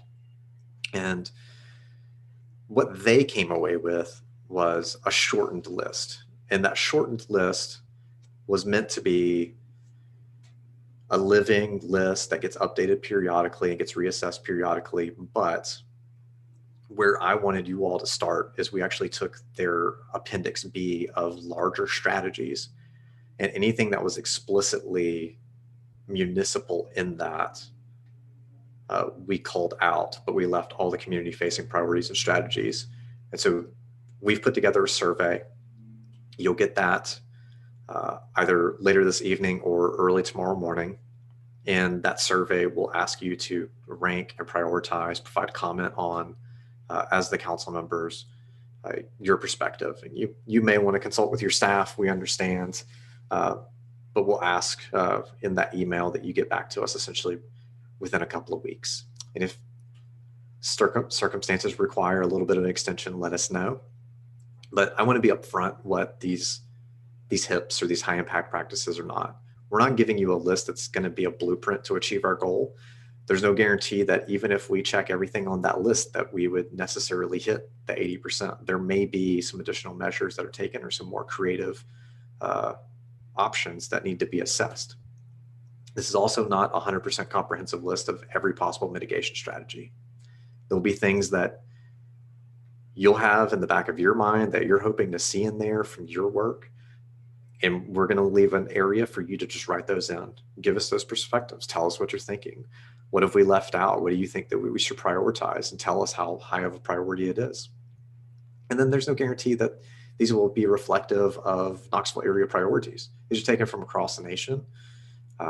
They don't necessarily mean that this is exactly what we should do or is even necessarily in something that our local community would be receptive to. So that's why we're having this discussion. That's why we're getting additional feedback. And to give a little bit more perspective, I guess before I do this, I should see if Garrett's on. Do we have? I'm here, Brian. Awesome. So I'll turn it over to Garrett to tell a little bit about USDN and give a little bit of background about that process and what these high impact practices are and the creation of them. Sure. Thanks, Brian. Thanks for having me, and thanks to Mayor Kincannon for your leadership on this. Seeing a mayor on a Zoom call talking about greenhouse gas inventories is in this time is inspiring. That we know that climate's a big deal too. We gotta solve a lot of different challenges at the same time. Unfortunately, hope all of you out there and you and yours are doing well in these times. And I appreciate having a few minutes to visit with you. A little bit more about USDN. So the Urban Sustainability Directors Network. This is a network of city and county government staff from about 220 or so communities across the US and Canada, mostly US cities network. These are the local government staff who lead the sustainability work and the climate work and oftentimes equity work, resilience work within their communities. We formed this network about 11 years ago as a space just to meet each other, to be able to learn from each other. I was the sustainability lead for the city of Oakland, California at the time, and it was just an amazing resource to be able to meet folks doing this work in other communities and to be able to share stories with each other and steal ideas from each other and develop new ideas together around some of the challenges that we're facing. We host about 20 virtual learning groups, peer learning groups, wherever there's a topic that folks from a lot of different cities want to have a regular conversation about. So there's a group for folks who are talking about in-depth, high ambition building energy policy, and a different group for folks who want to talk about electric vehicle strategy, and a different group for folks who are talking about how do we change the institution of government and bring more of a racial equity lens into all the work that we do and the way we go about our governance work on down the line. So a lot of members, including myself, I think find those spaces and the opportunity to talk with peers just a really, really valuable thing to be able to help all of us learn and steal ideas and do our work in our own communities faster, cheaper, smarter, more effectively as we go. So thinking about, where's the value of this larger US-Canada network for what you all are doing here in Knoxville? I think the answer to that, as Brian said, is knowledge. And I appreciate somebody brought this up earlier. The Southeast, there's a network. USDN is kind of like this sort of national network, and then there's a lot of additional networks that get more and more local in size, and we exchange information kind of through all of these. And there's a lot of knowledge held by all of these folks in all of these other cities about how they're going about this work. Both the practitioners who work for the cities and all the partners who are working with them in their communities, and a lot of national folks who study and try to help cities in some national ways as well.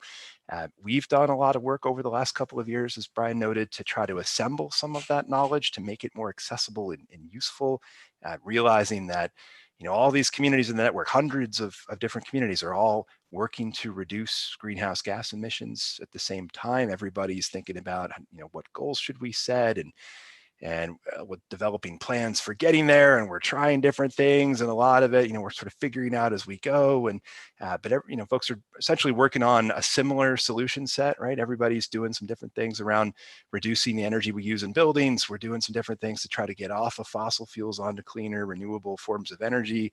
We're doing some things to try to reduce the amount that we're dependent on single occupancy vehicles, and whether that's through getting people out of their cars altogether, or also just shifting to cleaner forms of mobility. We're thinking about our waste stream and how to capture, especially the organic material, and do some different things with it, right?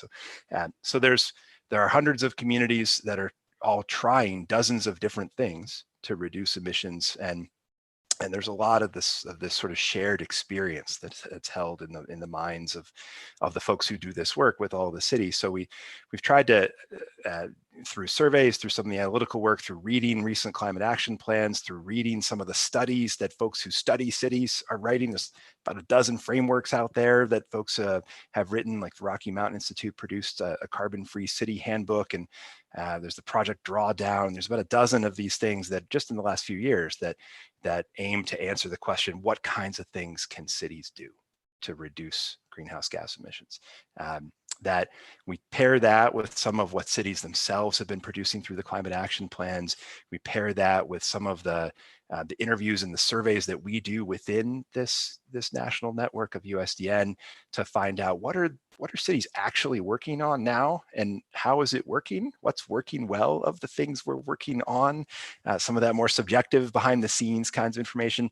There's quite a body of knowledge there, and both in what's written and what's held by folks, and a lot of thoughts within that body of knowledge on how to answer some of the questions that you're likely to wrestle with in this process, right? Like, what are the strategies that offer the most potential GHG savings? Are there some things we probably have to do to get to big progress, versus other things that maybe aren't as significant?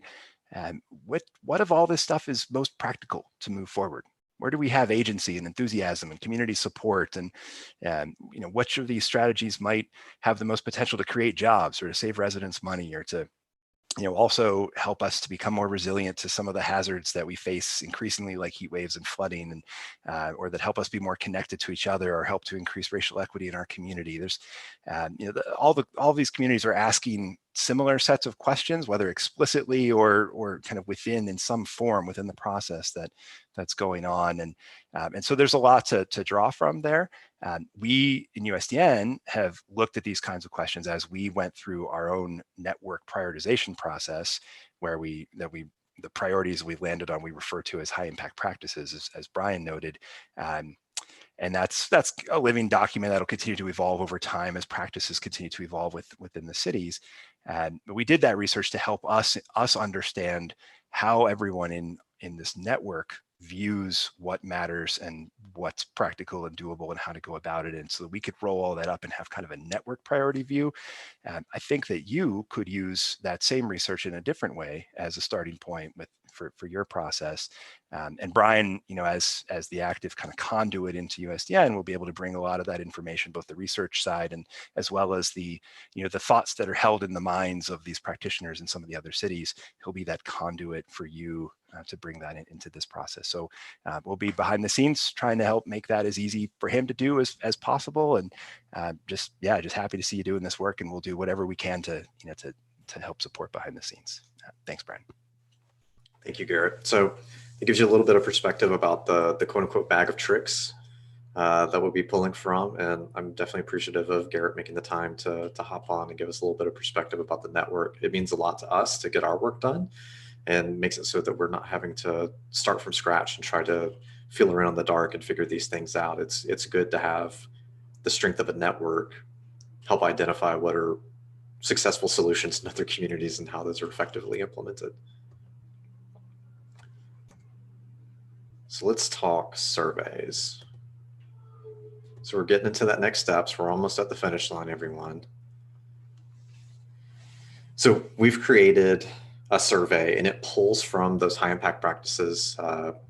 I will provide a link whenever we send the survey out, just so that you can look and see things, the full list, in case you want to draw some inspiration from there as well. But we took that list, called the Appendix B in the USDN high impact practices, and we basically only focused on community facing things. Anything that had to do with municipal operations, we scrubbed from it.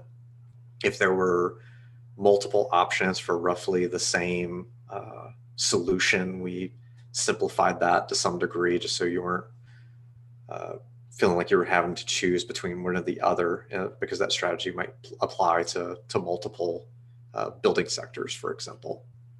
And we'll ask you to prioritize. You have to rank order some things. You'll also have to number them 1 through 5. There'll be a comment section to add any sort of nuance.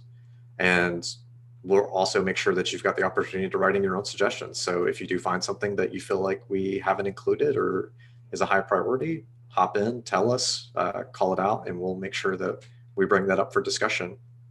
And then we'll take the time between now and the July meeting to aggregate those, add a little bit of perspective to it. And then if things are as we expect the conversations to go, we'll line up the speaker panels. And if they're not, we'll reach out to new technical experts and try to bring in the types of folks that reflect your priorities and can help inform you to have a solid discussion.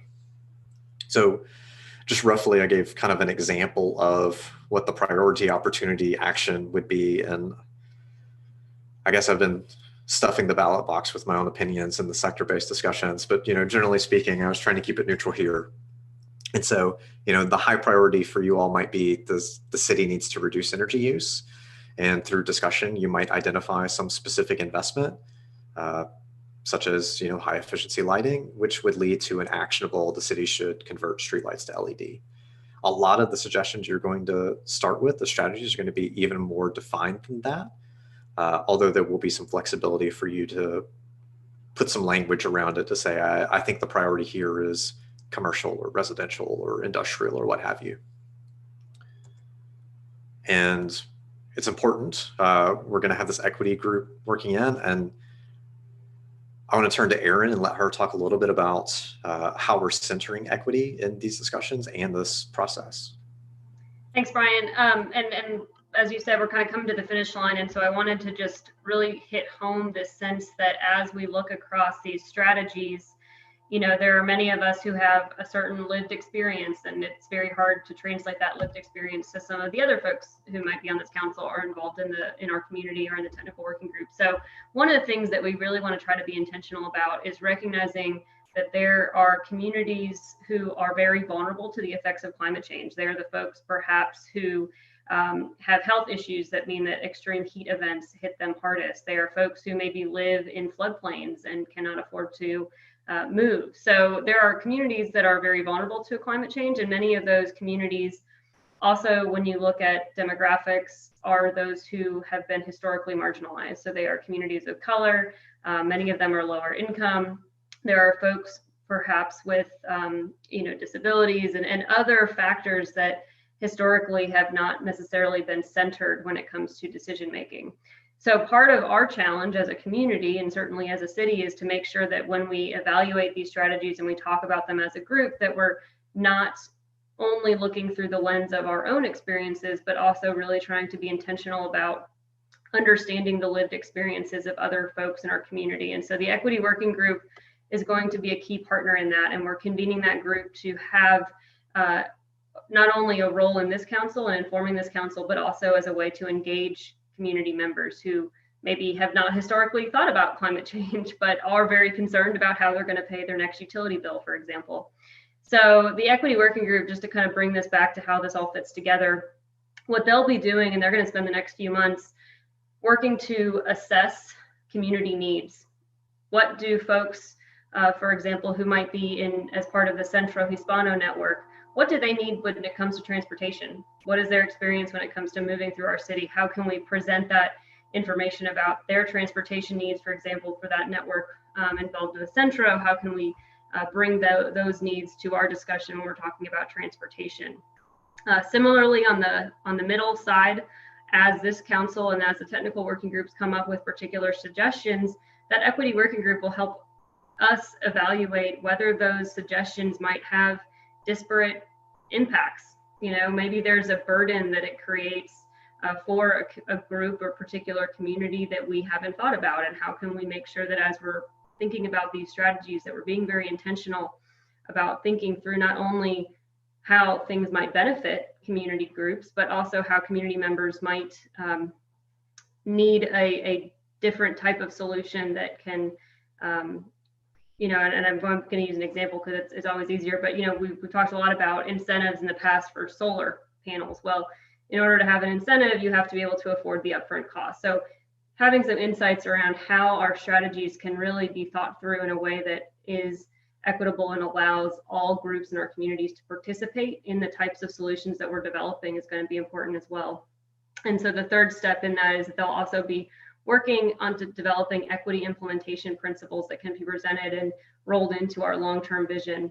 So we know that there's going to be certain actions we can move forward with immediately. We want to make sure that we're considering equity as we think about those immediate actions, but there's also going to be challenges and solutions that we implement over the long haul, you know, the long haul over the next few decades. And so thinking about these equity implementation principles as standing considerations that can be applied to whatever we embark in as a community, so that we're always factoring in that equity lens as we go about this work. So just wanted to kind of bring back that forefront of part of the reason why we're surveying you, and part of the reason why we'll be engaging all these other groups as we evaluate those solutions and strategies, is to make sure that we're bringing a diverse perspective of the various experiences of folks in our community, so that we can have a much better and more well-rounded, and ultimately strategies that serve more people in our community, especially those that will, you know, face the hardest impacts of climate change. Thanks, Erin. So we're going to pause here for questions. This is the last substantive part of discussion, and we'll be closing out with a few things to remind you about after this. So thoughts, questions?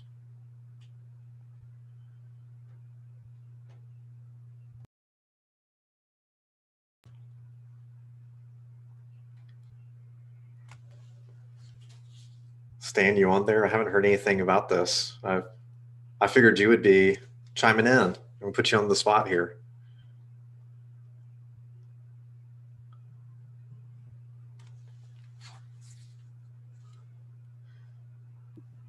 I just wanted to ask real quick. I'm sure it was covered and I maybe just missed it. When in the like meeting, I guess, schedule and timeline, these the more equity working groups, they would meet as a group, just to clarify that timeline. Oh, so yeah, so in terms of the working groups, we'll be convening the equity working group between now and July, so that some of the discussions that they have can inform this council when you meet at your next July meeting. So just to give you an example, we're going to start with transportation. So they'll have an actual kind of portion of the presentation that will be rolled into your July meeting. So they'll start convening. There's actually a facilitator for that group as well. And so there's a lot of conversations already in the works to get that group up and running, so that they can be fully formed and ready to go out of the gate in that July meeting. They'll meet about 5 times, could be more. I mean, all these groups could meet more times, but this is kind of the cadence of it, that they would meet subsequent to each of the technical committees to review what the technical working groups had come up with, and then be able to provide comment back to this council. Okay, perfect. Thank you.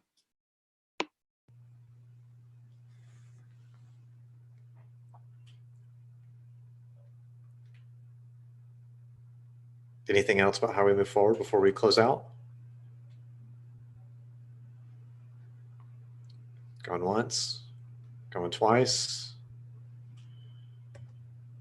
Okay, next steps. So just some friendly reminders as we're closing out. You'll have some homework. You'll get an email from me in particular, and it's going to ask you to take the survey and prioritize some general strategies. We'll also have kind of a follow-up satisfaction survey to make sure that you felt like this meeting was meeting your needs, and that we were doing an effective job of communicating these priorities to you. And there will be a third survey, so it's going to be a lot of fun, but we need to lock in some dates. So we're going to send a series of options, and it'll boil down to essentially the second Tuesday or second Thursday of the months, but you'll get some specific dates that you'll need to choose from, and that will set the meetings for the year. And we'll lock it in. We'll go ahead and schedule the Zooms if we need it, and we'll actually go ahead and get all that out as soon as we have it. The next meeting isn't until July 2020.